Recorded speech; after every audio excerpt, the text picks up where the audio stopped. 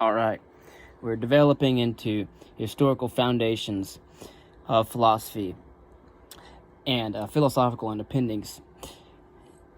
In this, we're going to be talking about physicalism. Naturalism and physicalism are indeed metaphysical positions commonly associated with atheism. Of course, both are stronger than atheism, however. They entail atheism conceived minimally as the denial that there is an all-powerful, omniscient, perfectly good, disembodied personal being who has created the physical universe.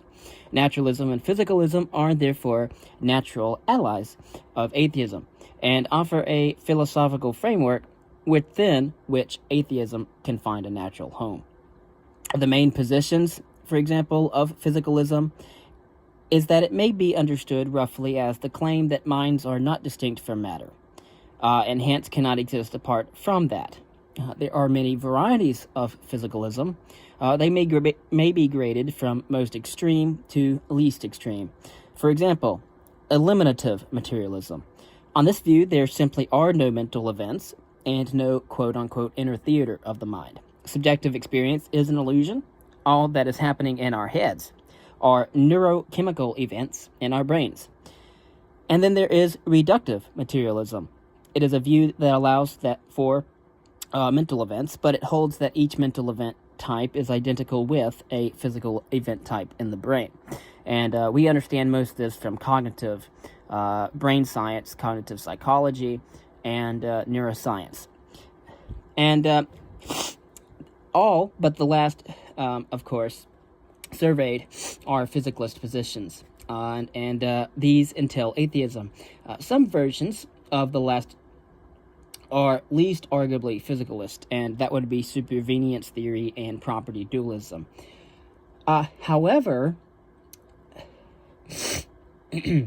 since God has mental properties and is neither a material substance nor dependent on any material substance, his existence is incompatible with any view that makes the instantiation of mental properties strongly dependent on the states of a physical substance. So even if mental properties or substances are not physical or explainable in terms of the physical, theism will still be ruled out so long as such a dependence relation exists between the mental and the physical. Physicalism is a contested view, however. It faces the many problems of intentionality and the problem of qualia. So to say that a mental state is intentional is to say that it is about something. That is, it is directed towards some object, and that it can have this characteristic even if the object in question does not exist. The qualia that characterize an experience constitute what it is like to have the experience. And so, red qualia, for example, characterize the ordinary visual experience of red things. Some philosophers have lately argued that the mind-body problem, for example, is too difficult for human minds to solve. However, here we confront an issue that blurs the boundaries between philosophy and science. And there's a history of philosophy and science as well. And of course, that blurs the boundaries between philosophy and science. And of course, both physicalists and dualists do well to attend to empirical developments in psychology and the neurosciences. Human beings emerged through the blind operation of natural forces. It is mysterious how such forces could generate something non-physical. All known causal laws that govern the physical relate physical states of affairs to other physical states of affairs. Just think of cosmology, for example. And since such processes evidently have produced consciousness somehow, however construed, consciousness is evidently a natural phenomenon and is dependent on natural phenomena. As David Hume once pointed out, our experience tells us that consciousness results from and is intimately dependent on physical processes.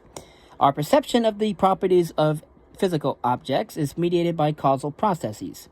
Stimulation of sense organs and brain processes, also known in the history of psychology as SR, or stimulus response. What we directly experience are only the effects, one might say, produced by such stimuli or in our minds. Our understanding, our comprehension of these properties is a matter of apprehending their effects. Our apprehension of these effects is not mediated by perception, but rather by a kind of direct acquaintance, the intrinsic nature of these subjective or mental properties. Intentionality is a kind of goal-directedness. Goal-directedness, for example, in behavior, is something ascribable to an organism or to the subsystems inside of an organism when the organism possesses those systems as a result of natural selection. And thus an animal that has heat receptors is sensitive to heat. The animal has inherited from its ancestors mechanisms that enabled the animal to detect in ways that promote its survival.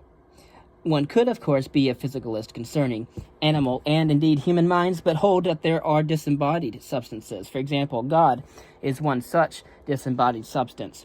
For the many religions hold that God is an immaterial substance, but that human minds are physical substances invites questions concerning about how consciousness can be realized in such different substances.